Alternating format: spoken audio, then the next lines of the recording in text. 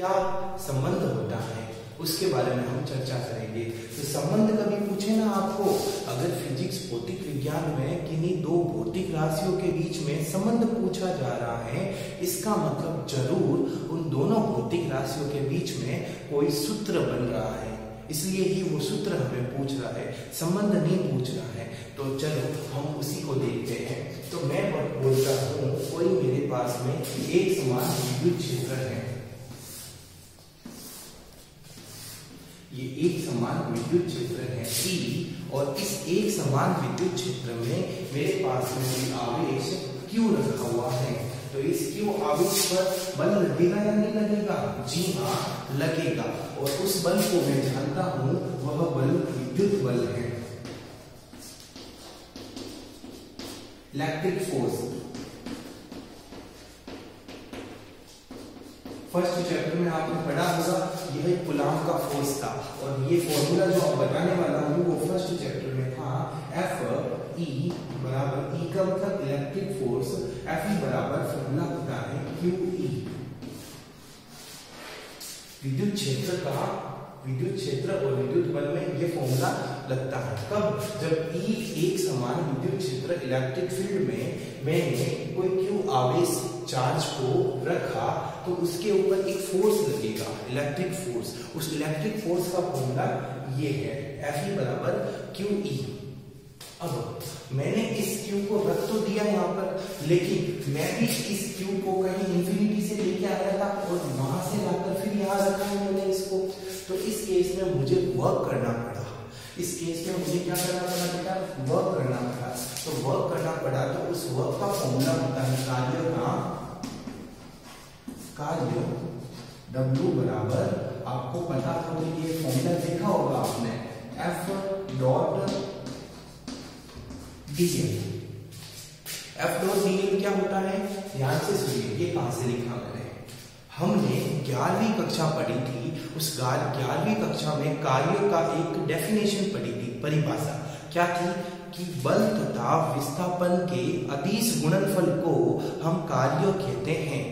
The dot multiplication of force and displacement is known as work। तो वहां पर हमने ये फॉर्मूला देखा, ये है बल और ये है विस्थापन, बल तथा विस्थापन का बिंदु गुणनफल। बिंदु गुणनफल मतलब अदिश गुणनफल, इसी को हम क्या बोलते हैं? कार्य। इंटीग्रेशन क्यों किया? क्योंकि dl छोटे से विस्थापन को बता रहा है, हमें पूरा विस्थापन चाहिए, इसलिए उसका मैंने समाकलन इंटीग्रेशन कर दिया। तो बताइए अब फॉर्मूला क्या बन रहा है?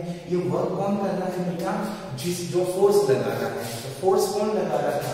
विद्युत बल लगाना था ना, तो वर्क भी, कार्य भी विद्युत क्षेत्र के द्वारा ही किया जा रहा है। तो WG के लिए फॉर्मूला ये वाला लग जाएगा। तो ये कार्य विद्युत क्षेत्र के द्वारा किया हुआ है, हमारे द्वारा ये कार्य नहीं किया हुआ है, क्योंकि ये विद्युत बल हम थोड़ी लगा रहे हैं, वो तो वो लगा रहा है। तो इसके लिए फॉर्मूला क्या बनेगा? यहाँ पर Fe की जगह में क्या रख दूंगा? QE और dl cos थीटा। अब थीटा यहाँ पर 0 डिग्री होगा। पूछो क्यों? इसलिए क्योंकि ये आवेश जो है वो धनावेश है, पॉजिटिव चार्ज है। तो विद्युत क्षेत्र, अगर ये आवेश गति करने लग भी गया ना, तो गति इसकी कैसे होगी?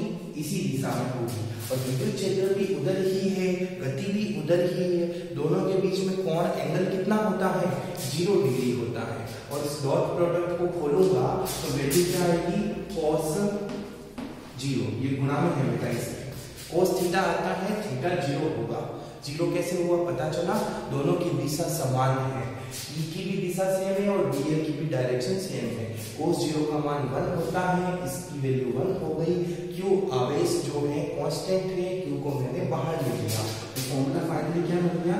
Q इंटीग्रेशन EdL, ये फॉर्मूला बन गया। हमारे पास में कार्य आ गया। अब हमें विद्युत विभवांतर देखना है। तो विद्युत विभवांतर, देखो मेरी गाड़ी कैसे चल रही है, इधर से आए नीचे, फिर ऐसे चले, अब आगे चलेंगे, ठीक है? तो आगे चल रहे हैं। तो विद्युत विभवांतर,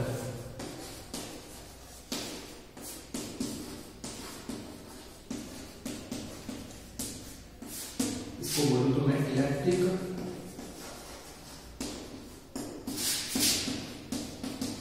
पोटेंशियल डिफरेंस, जिसको फॉर्मूला VB माइनस VA। लेकिन अब ध्यान से सुनिएगा, यहाँ VB माइनस VA तो सर है ही नहीं, तो क्या हो रहा है सर?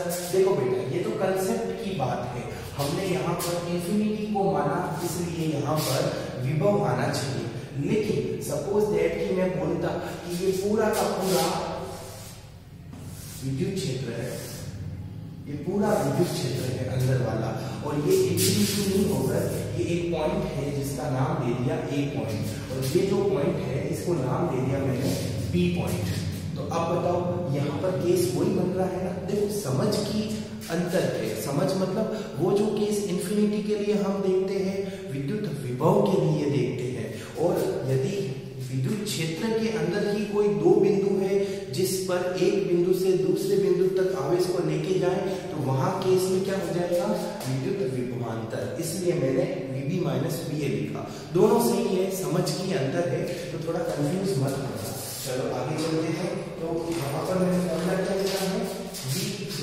VB माइनस VA बराबर फॉर्मूला होता है W/Q। लेकिन ये W तो कार्य हम करते हैं, यहाँ कार्य विद्युत क्षेत्र कर रहा है, इसलिए फॉर्मूला होगा माइनस WE/Q। ये माइनस क्यों आया पता होगा आपको? अच्छा, तो ये WE का फॉर्मूला ये यहाँ पर रखना है, तो फॉर्मूला क्या आ जाएगा बेटा? WE की जगह हमने ये रख दिया, ये, तो यहाँ पर माइनस तो है ही है, और Q इंटीग्रेशन E/L/Q। ये Q से Q क्या हो गया आपका? कैंसिल। Q से Q कैंसिल कहा गया, तो VB माइनस VA बराबर फॉर्मूला बन गया माइनस इंटीग्रेशन EdL। ये फॉर्मूला बना है। इस फॉर्मूले में देखो आप कौन कौन दिख रहा है आपको? VB माइनस VA क्या है? ये विभवांतर है, पोटेंशियल डिफरेंस है, बराबर माइनस इंटीग्रेशन E कौन है बेटा? E का मतलब क्या होता है? विद्युत क्षेत्र की तीव्रता, इंटेंसिटी ऑफ इलेक्ट्रिक फील्ड, और dl जो है वो क्या है? विस्थापन, डिस्प्लेसमेंट कितना हुआ। तो ये रिलेशन ही आपका क्या कहलाता है? विभव और विद्युत क्षेत्र में संबंध। तो बच्चों हमने अब ये फॉर्मूले देखे, ये वेरी इंपॉर्टेंट फॉर्मूला है। इसके आधार पर अगली कक्षा में हम और बातें करेंगे। तब तक मैं आपसे आज्ञा चाहता हूँ। धन्यवाद। स्क्रीनशॉट आप ले सकते हैं, ले लीजिए। ओके।